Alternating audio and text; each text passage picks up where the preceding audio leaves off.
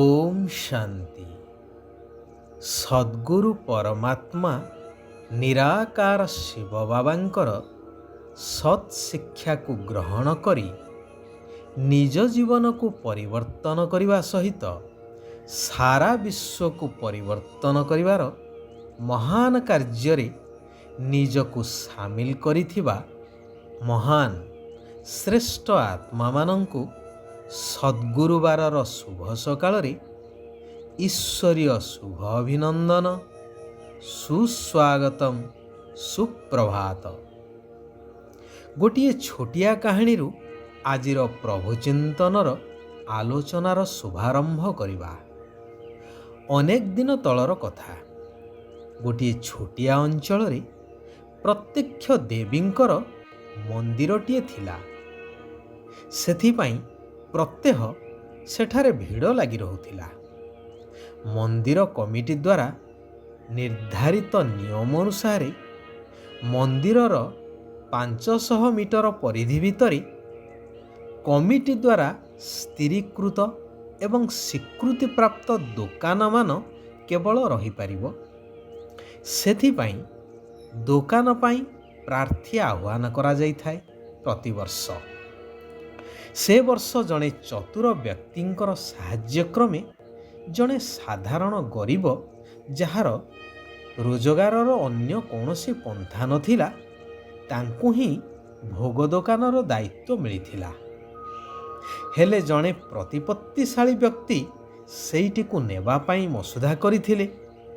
ନ ମିଳିବାରୁ ନିଜେ ନିଷିଦ୍ଧ ଅଞ୍ଚଳରେ ନିଜର ଏକ ଦୋକାନ ଖୋଲିଦେଲେ। ଭକ୍ତମାନଙ୍କୁ ଭୟ ଦେଖାଇ ତା ପାଖରୁ ସାମଗ୍ରୀ ନେବା ପାଇଁ ବାଧ୍ୟ କରୁଥିଲେ। ସେପଟେ ସାଧାରଣ ବ୍ୟକ୍ତିଟିର କାରବାର ଏକଦମ ମାନ୍ଦା ପଡ଼ିଗଲା। ତେଣୁ ସେ ଦୁଃଖିତ ହୋଇ ଯେଉଁ ଚତୁର ବ୍ୟକ୍ତିଙ୍କର ସହାୟତାରେ ଦୋକାନ ପାଇଥିଲେ ତାର ସାହାଯ୍ୟ ଲୋଡ଼ିଲେ। ଚତୁର ବ୍ୟକ୍ତି ଦେଖିଲେ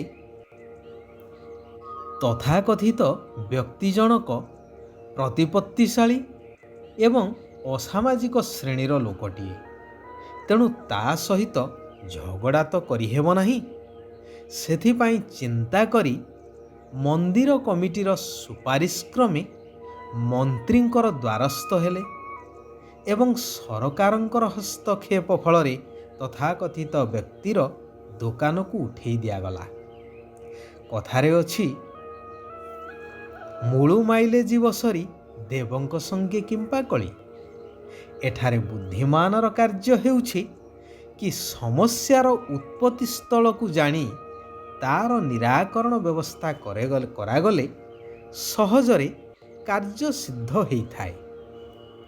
ବର୍ତ୍ତମାନ ଭଗବାନ କହୁଛନ୍ତି, ମଧୁର ଆତ୍ମିକ ସନ୍ତାନଗଣ, ଯଦି ତୁମେ ଶିବ ବାବାଙ୍କର ଶ୍ରୀମତ ଅନୁସାରେ ଚାଲିବ, ତେବେ ତୁମକୁ କେହି ହେଲେ ଦୁଃଖ ଦେଇପାରିବ ନାହିଁ।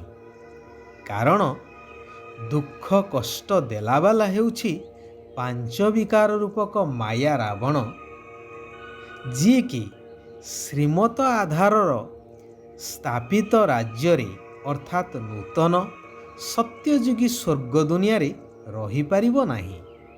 ତେଣୁ ଦୁଃଖ ଅଶାନ୍ତିର ନାମ ନିଶାନ ମଧ୍ୟ ରହିବ ନାହିଁ।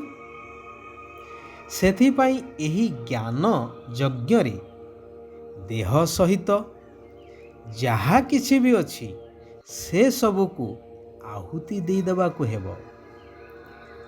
ଏହି ଯଜ୍ଞରେ କୌଣସି ସ୍ଥୂଳ ନିଆଁ ଆଦି ଜଳାଯାଉ ନାହିଁ, ଯାହାକି ତୁମକୁ ତିଳ, ଯଅ ଆଦିର ଆହୁତି ଦେବାକୁ ପଡ଼ିବ। ଏହା ତ ଆତ୍ମିକ ଯଜ୍ଞ। ଏଥିରେ ସବୁ କିଛିକୁ ଆହୁତି ଦେବା ଦରକାର, ଅର୍ଥାତ୍ ବୁଦ୍ଧିରୁ ସବୁ କିଛି ଭୁଲାଇ ଦେବାକୁ ହେବ। ଏହି ଶ୍ରେଷ୍ଠ ଜ୍ଞାନ ଯଜ୍ଞର ଦାୟିତ୍ୱ ପବିତ୍ର ରହୁଥିବା ବ୍ରହ୍ମାମୁଖ ବଂଶାବଳୀ ବ୍ରାହ୍ମଣମାନେ ହିଁ ତୁଲେଇ ପାରିବେ। ଯେଉଁ ବ୍ରହ୍ମାମୁଖ ବଂଶାବଳୀ ବ୍ରାହ୍ମଣମାନେ ପବିତ୍ର ହୋଇଥାନ୍ତି, ସେହିମାନେ ହିଁ ପୁଣି ବ୍ରାହ୍ମଣରୁ ଦେବତା ହୋଇଥାନ୍ତି। ଗାୟନ ଅଛି ନା ବ୍ରାହ୍ମଣ ଦେବତାୟ ନମଃ। ଯେପରି ଶବ୍ଦ ସୃଷ୍ଟି କରିବାକୁ ହେଲେ ବର୍ଣ୍ଣ ଶିଖିବା ନିହାତି ଆବଶ୍ୟକ, ସେହିଭଳି ଦୈବୀ ଗୁଣ ସମ୍ପନ୍ନ ଦେବତା ହେବା ପାଇଁ ହେଲେ ପବିତ୍ର ବ୍ରହ୍ମାମୁଖ ବଂଶାବଳୀ ବ୍ରାହ୍ମଣ ହେବା ନିହାତି ଜରୁରୀ ଅଟେ। ସେଥିପାଇଁ ତ କୁହାଯାଏ କି ବ୍ରାହ୍ମଣମାନେ ମଧ୍ୟ ଦେବତାଙ୍କ ଠାରୁ ଶ୍ରେଷ୍ଠ ଅଟନ୍ତି। ଶିବ ବାବା ମଧ୍ୟ ବର୍ତ୍ତମାନ ସନ୍ତାନମାନଙ୍କୁ ଏଭଳି ଗଢ଼ୁଛନ୍ତି ଯାହାକି ତୁମର ଶରୀର ଥାଇ ମଧ୍ୟ କୌଣସି ଦୁଃଖ ହୋଇପାରିବ ନାହିଁ। ତେଣୁ ଏଭଳି ପିତାଙ୍କର ମତରେ ଚାଲିବା ବୁଦ୍ଧିମାନର କାର୍ଯ୍ୟ ହେଲା ନା ନାହିଁ? ଦ୍ରୌପଦୀଙ୍କର କାହାଣୀ ମଧ୍ୟ ଶାସ୍ତ୍ରରେ ଦେଖିବାକୁ ମିଳେ। ଯେତେବେଳେ ସମ୍ପୂର୍ଣ୍ଣ ନିଜକୁ ସମର୍ପଣ କରିଦେଲେ, ସେତେବେଳେ କୋଟି ବସ୍ତ୍ର ପ୍ରାପ୍ତ ହେଲା। ଭଗବାନ କହୁଛନ୍ତି, ମୁଁ କଳ୍ପର ଅନ୍ତିମ ସମୟ ଅର୍ଥାତ୍ କଳିଯୁଗର ଅନ୍ତ ଏବଂ ସତ୍ୟଯୁଗର ଆରମ୍ଭ, ଏହି ସଙ୍ଗମ ସମୟ ଥରେ ମାତ୍ର ହିଁ ଆସିଥାଏ ସମସ୍ତଙ୍କୁ ଉଦ୍ଧାର କରିବା ପାଇଁ। ବାକି ଅବତାରର କୌଣସି କଥା ନାହିଁ। ଏଠାରେ ପ୍ରଶ୍ନ ଉଠେ, ଯୁଗେ ଯୁଗେ ଭଗବାନ ଅବତରିତ ହେଇଥିଲେ। ଯଦି ଯୁଗେ ଯୁଗେ ଅବତରିତ ହେଇଥାନ୍ତି, ତେବେ ଯୁଗ ହେଉଛି 4। ଅବତାର କେତେ ହେବା କଥା? ସେହି 4। କିନ୍ତୁ 10 ଅବତାର ଏବଂ 21 ଅବତାରର ଆବଶ୍ୟକତା କ'ଣ ଅଛି? ବା ଆସିଲା ବି କେଉଁଠୁ? କ'ଣ ଗୋଟେ ଯୁଗରେ 2 ଥର 3 ଥର ଲେଖା ଆସିବେ ଅବତରିତ ହେଇ? ଏହି ମିଛ ଦୁନିଆରେ ସତ୍ୟର ସନ୍ଧାନ କରିବା କଷ୍ଟକର। କାରଣ ଅସତ୍ୟ ହିଁ ତାର କାୟା ବିସ୍ତାର କରି ସମସ୍ତ ମାନବ ସମାଜକୁ ନିଜ ନିୟନ୍ତ୍ରଣରେ ରଖିଛି। ତେଣୁ ବାବା କହୁଛନ୍ତି, ଅବିନାଶୀ ଜ୍ଞାନ ରତ୍ନ ଗୁଡ଼ିକୁ ଧାରଣ କରି ଜ୍ଞାନର ଶଙ୍ଖଧ୍ୱନି କରିବାକୁ ହେବ।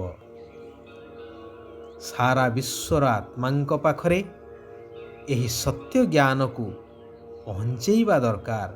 ଭଗବାନଙ୍କର ପ୍ରକୃତ ପରିଚୟକୁ ସମସ୍ତଙ୍କୁ ପ୍ରଦାନ କରିବା ଦରକାର। ଜ୍ଞାନ ଦ୍ୱାରା ସମସ୍ତଙ୍କୁ ଆତ୍ମା ଏବଂ ପରମାତ୍ମାଙ୍କର ପରିଚୟ ପ୍ରଦାନ କରିବା ଦରକାର। ସତ୍ୟ ଅସତ୍ୟର ଭେଦକୁ ବୁଝି ସତ୍ୟ ମତରେ ଚାଲିବା ଆବଶ୍ୟକ।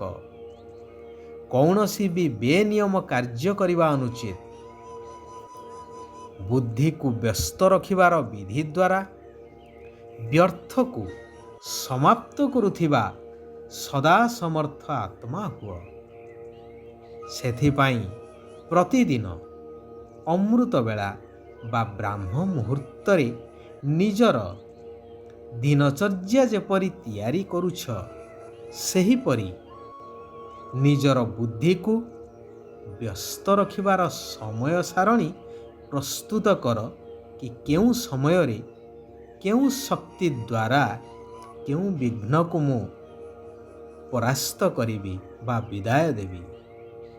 ତେବେ ମାୟା ଦୂରରୁ ହିଁ ଫେରି ଚାଲିଯିବ, ତୁମ ପାଖକୁ ଆସିପାରିବ ନାହିଁ। ଭଗବାନ କହୁଛନ୍ତି, ଯଦି ଦୁଃଖର ଦୁନିଆକୁ ଭୁଲିବାକୁ ଚାହୁଁଛ, ତେବେ ପରମାତ୍ମାଙ୍କ ସ୍ନେହରେ ସର୍ବଦା ବୁଡ଼ି ରୁହ। କୌଣସି ଦେହଧାରୀର ସ୍ନେହରେ ରହିଲେ ତାହା ମୋହରେ ପରିବର୍ତ୍ତନ ହୋଇଯିବ ଏବଂ ଯାହା ହିଁ ହେଉଛି ଦୁଃଖର ମୂଳ କାରଣ। ଆଚ୍ଛା, ଆଜି ପାଇଁ ଏଇଠାରେ ଆମେମାନେ ବିରାମ ନେବା। ଆସନ୍ତାକାଲି ପୁନଶ୍ଚ ଆମେମାନେ ସେହି କଲ୍ୟାଣକାରୀ ପରମାତ୍ମାଙ୍କର ଆଉ କିଛି କଲ୍ୟାଣକାରୀ ଅମୂଲ୍ୟ ମହାବାକ୍ୟକୁ ଶ୍ରବଣ କରିବା। ନିଜ ଜୀବନରେ ଧାରଣ କରି ଜୀବନକୁ ପରିବର୍ତ୍ତନ କରିବା ସହିତ ସାରା ବିଶ୍ୱକୁ ପରିବର୍ତ୍ତନ କରି ସମସ୍ତଙ୍କର କଲ୍ୟାଣ କାମନା କରିବା। ওম শান্তি। ওম শান্তি। ওম শান্তি।